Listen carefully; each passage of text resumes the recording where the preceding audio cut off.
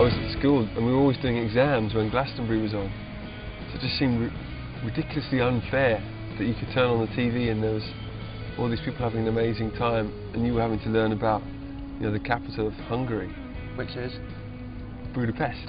So I look in your direction, but you pay me no attention to you. They were playing in that blue tent over there, and they did 1 o'clock in the afternoon it was, on Saturday. And the description of the programme was something like a local band from Devon who hand out curly-whirlies on stage. The first time we played there, we actually got dropped off at the wrong side of the festival. We had like a little sort of, it's like a transit van with all our equipment in it, and we actually had about 5 minutes to get on stage. So what we had to do was traverse the entire festival crowd, lugging our amps and stuff.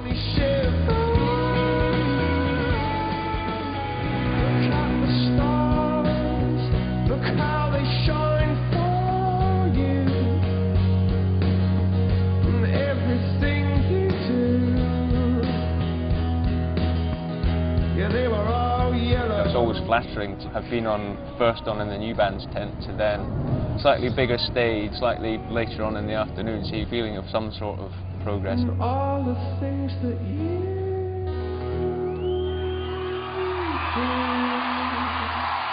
Tilton Fete is a fundraiser for the village, and it's great. The bands love to do it because it's quite a local atmosphere to it. It's a super tent, a lovely big tent. It's really nice.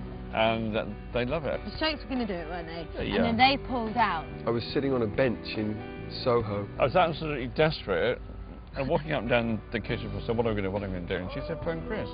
I said, I can't do that. The phone rings and I picked it up and he goes, hello Chris, it's Michael.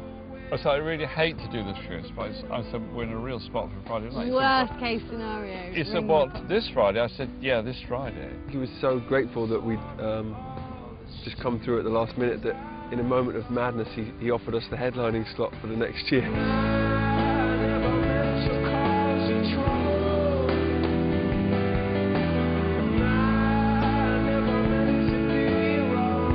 It's very hard to find an advertisement for beer, anything like that, but you do see WaterAid everywhere and Greenpeace and Oxfam. So to me it's perfect.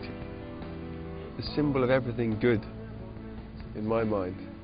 All the time we've had a really long-standing relationship with Glastonbury, and that year they asked to take me away. When they approached us, we weren't that well known, so they got Emily along as well. I didn't know him before we went on the Oxfam trip. He seemed like an open person to all of this sort of stuff. And they just sent us off together to Haiti.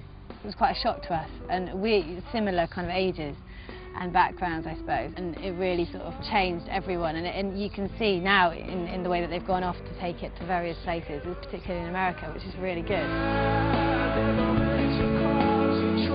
Coldplay have got like the next 3 or 4 years or something planned, you know, every day they've got something on because of this album, and they're touring the whole wide world, and they had a whole tour planned for this year, everything was in place. But when Michael and Chris bumped into each other on Oxford Street, I think everything went out the window. And even though they had all this stuff planned, I think literally it was the case of this next year we're having a year off, and it was like, oh no. But we really want to do it next year. And Michael's like, it's this year, or 2007. He's like, cancel it, you know, and they had to just, everything went out the window, and I think they really made it happen. They're going to be absolutely brilliant. I've got complete confidence in them, you know, there's not a shadow of doubt in my mind about it. I think I'm going to be just as terrified as I was last time. Don't get me wrong, we're nervous about it. But I do rest easy in the fact that, you know, 50% of the festival won't even know that we're playing, because there's so much else going on.